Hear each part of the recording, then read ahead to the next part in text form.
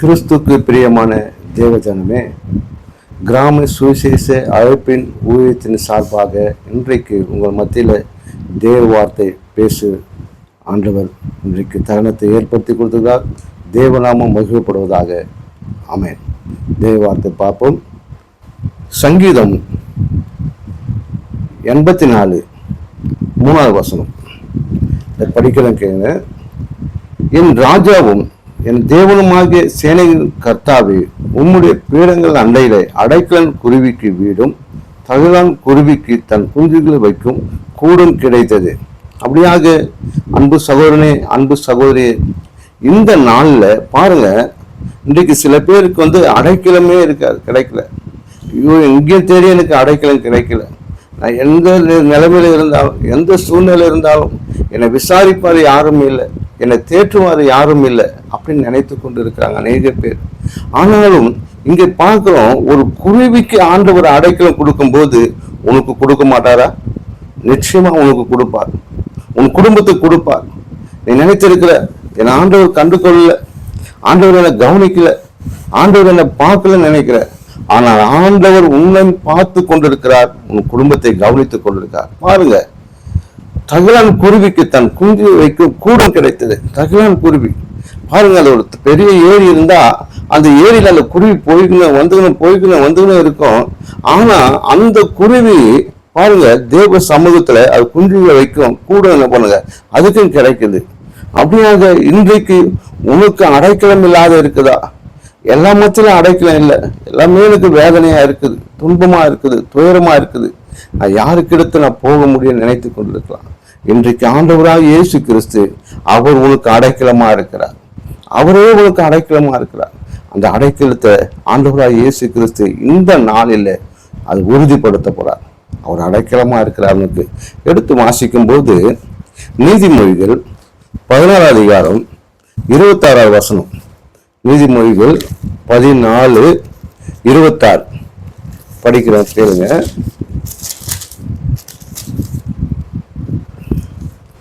கர்த்தருக்கு பயப்படுவனுக்கு திட நம்பிக்கை உண்டு.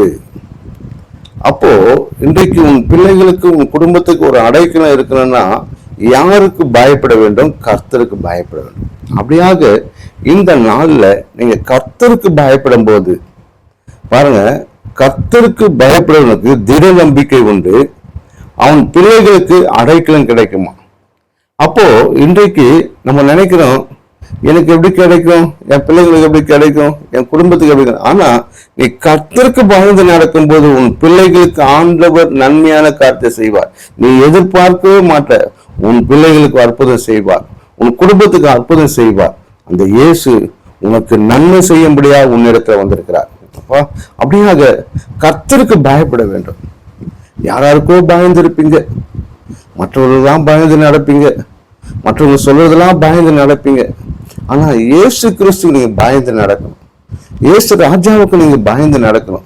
அப்படி நடக்கும்போது தேவன் நிச்சயமாக உன் குடும்பத்துக்கு ஒரு அடைக்கலமா இருக்கும், உன் பிள்ளைகளுக்கு அடைக்கலம் கிடைக்கும். உன் வாழ்க்கையில எதெல்லாம் நீங்க அடைக்கலம் இல்லாம இருக்குதோ எல்லாம் நம்பி பார்த்துடுங்க. மனுஷனை நம்பி பார்த்தேன், மனுஷனை எவ்வளவோ நம்பி பார்த்தேன், மனுஷன் எப்படியாவது எனக்கு ஒரு நன்மை செய்வார் அப்படிலாம் நம்பி பார்த்தேன். ஆனா நம்மளதுதான் வேஸ்ட்டுங்கிறாங்க, நம்மளதெல்லாம் வேஸ்ட். ஆனால் கர்த்தரோ அப்படி அல்ல. நீ நம்பிக்கையா இருக்கும்போது, நீ அவரை சார்ந்து இருக்கும் போது அவர் உனக்கு உதவி செய்வார், உனக்கு உதவி செய்வார், நிச்சயமா உதவி செய்வார்.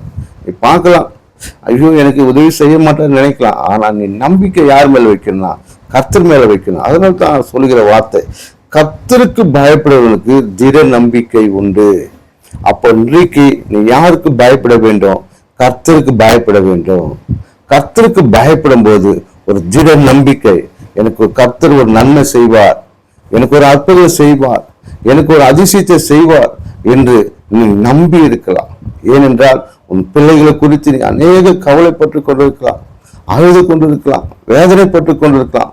உன் வேதனைக்கெல்லாம் ஆண்டவர், உன் கண்ணீருக்கெல்லாம் ஆண்டவர் மறந்து போகிறவர்கள நிச்சயமாக தேவன் நன்மை செய்கிறவராக இருக்கிறார். அப்படியாக எடுத்து வாசிக்கும் போது மத்திய 10வது அதிகாரம் எடுத்துக்கொள்ளுங்க.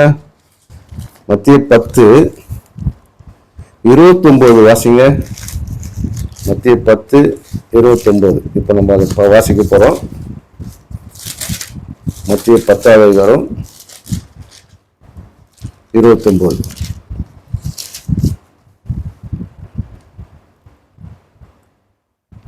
ஒரு காசுக்கு 2 அடைக்கலான் குருவிகள் விற்கிறார்கள் அல்லவா? ஆயினும் உங்கள் பிதாவின் சித்தம் இல்லாமல் அவைகள் ஒன்றாகிலும் தரையில விழாது. அப்படியாக தேவ சித்தம் இல்லாத ஒரு காரியம் என்ன பண்ண முடியாது, விழவே விழாது. அப்படியாக அவர் சித்தம் இல்லாத ஒரு காரியம் கூட நடக்காது.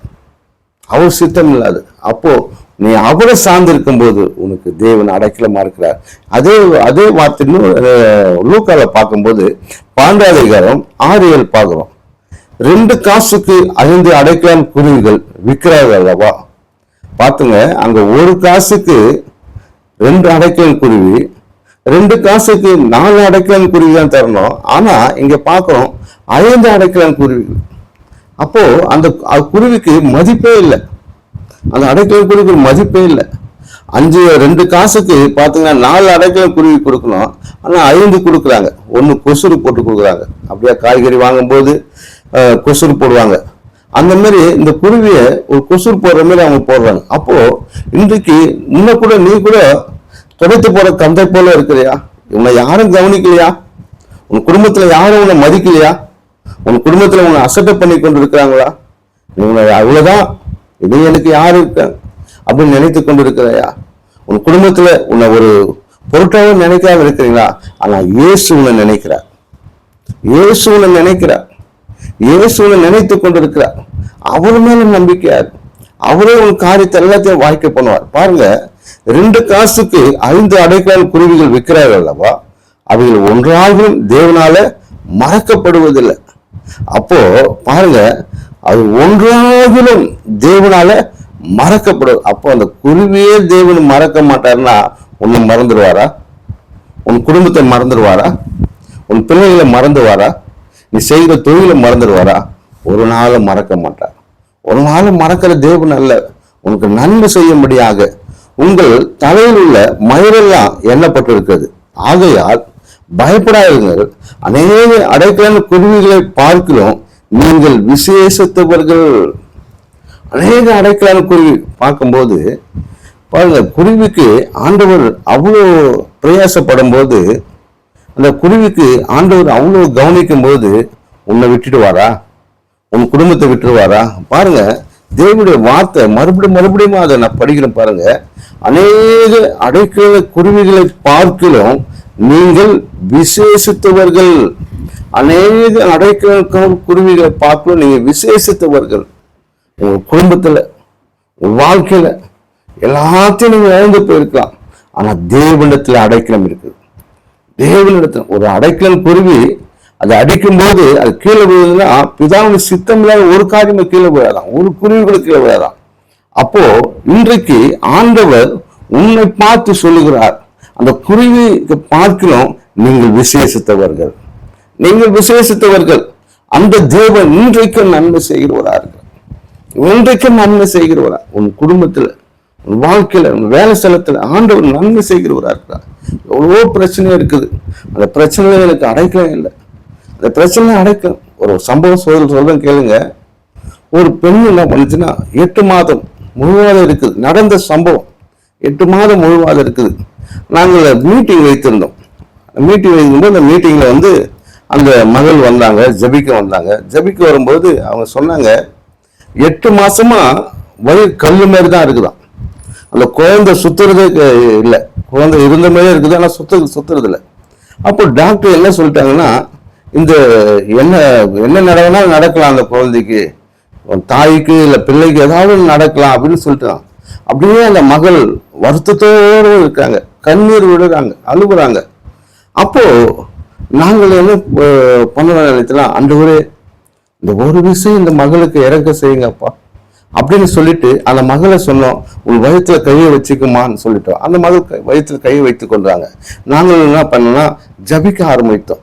ஆண்டவரே இந்த ஒரு விஷயம் அப்பா அந்த மகளுக்கு நன்மை செய்யுங்கன்னு சொல்லிட்டு ஜபிக்கும் போது தேவன் பார்த்தீங்கன்னா அந்த மகள் சொல்றாங்க, அந்த குழந்தை அந்த நேரத்தை சுத்துதாங்க.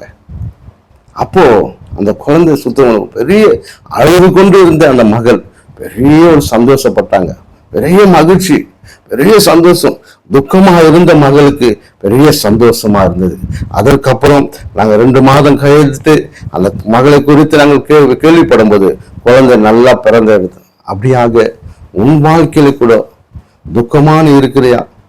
உன் துக்கத்தெல்லாம் ஆண்டவர் அப்படியேதான் வைத்துக் கொண்டிருக்கா? இல்ல, உன் துக்கத்தெல்லாம் சந்தோஷமா மாத்துவார். எந்த காரியத்தை குறித்து துக்கப்பட்டு கொண்டு இருக்கிறாய், அந்த காரியத்திலிருந்து உன் துக்கத்தை மாற்றி போடுவார். ஏன்னா அநேக அடைக்கலன் குருவியை பார்க்கலாம். நீங்கள் விசேஷித்தவர், விசேஷமான காரியம் ஆண்டவர் உங்க வாழ்க்கையில செய்ய போறார். அந்த விசேஷமான காரியம் உங்க வாழ்க்கையில செய்து முடிக்க போறார். நீ நினைக்கலாம், ஐயோ இந்த காரியம் எப்படியா முடியுமோ, இது என்னமா செய்யுமோ நினைத்து கொண்டிருக்கலாம். ஆனால் ஆண்டவர் அந்த காரியத்தை ஜெயமாக மாற்ற போறார். பெரிய ஜெயமாக, பெரிய அற்புதமா செய்ய போறார். அதனால இன்றைக்கு ஆண்டவராய் இயேசு கிறிஸ்து உன் குடும்பத்துக்கு பெரிதான நன்மை. அவரே அடைக்கலாம். நீ அவரிடத்துல வந்தால் போதும், அவரை நம்பினால் போதும், அவருக்குள் இருந்தால் போதும், எல்லாமே மாற்றப்படும், எல்லாமே மாறும். எதெல்லாம் மாறாத இருக்குதோ அதெல்லாம் மாத்துகிற தேவன், அதெல்லாம் நன்மை செய்கிற தேவன், அதெல்லாம் அற்புதம் செய்கிற தேவன். எந்த தேவன் இந்த நேரத்துல செய், அந்த நேரத்துல, இந்த நேரத்துல ஐயோ எனக்கு இப்படி அப்படி, எந்த நேரத்துல நன்மை செய்கிறவர் ஒரு தேவன். இந்த டைம் தான் கூப்பிட்டா நன்மை செய்வார், அந்த டைம் தான் கூப்பிட்டா இல்லை, நீங்க 24 மேல எப்போ கூப்பிட்டாலும் உங்களுக்கு நன்மை செய்வார். அந்த தேவன் நமக்கு அடைக்கலமா இருக்கிறார். அநேக அடைக்கலன் குருவிகளை பார்க்கணும். நீங்கள் விசேஷித்தவர்கள். இந்த விசேஷமான காரியத்தை இந்த நாளிலே உங்கள் மத்தியில தேவன் இந்த வார்த்தையை கொடுத்ததுக்காக நன்றி செலுத்துகிறோம். ஜபிப்போம். ஸ்தோத்திரிக்கிறோம். ஆண்டவரே, எங்களை அதிகமாக நேசித்து வேண்ட தகப்பனே, அப்பா, அந்த வார்த்தையை கேட்டுக்கொண்டிருக்கிற ஒவ்வொரு மேலும் தேவனுடைய கரம் தொடுவதாக, அப்பா, தேவனுடைய கரம் தொடுவதாக, ஒவ்வொருவரும் தேவன் பலப்படுத்துவாராக. தேவன் ஆண்டவரே, அநேக பேர் ஆண்டவரே கண்ணீர் வடித்துக் கொண்டிருக்கலாம், வேதனைப்பட்டு கொண்டிருக்கலாம், துக்கப்பட்டு கொண்டிருக்கலாம். இந்த காரியம் இப்படியா முடியும் என்று நினைத்துக் கொண்டிருக்கலாம். ஆண்டவரே, எல்லாருக்கும் தேவன் நன்மை செய்வாராப்பா. தேவனுடைய கரம் ஒவ்வொருவரும் தொடுவதாக, தேவனுடைய வல்லமை இறங்கும்படி உதவி செய். தேவனுடைய வல்லமை இறங்குவதாக, தேவனுடைய அதிசயமான வல்லமை இறங்கும்படி உதவி செய்யுங்கிறதாவே எல்லாம் பெரிதான நன்மை செய்யுங்கப்பா. எல்லாம் தீங்களை விலக்கி பாதுகாத்து ஒவ்வொருவரும் ஆசீர்வதிக்கிறோம். பிதா, குமரன், பரிசுத்த நாமத்தினால ஆசீர்வதிக்கிறோம். அந்த ஆசீர்வாதம் நிறைவு எப்போதும் இருப்பதாக. ஆமேன், ஆமேன், ஆமேன். தேங்க்யூ.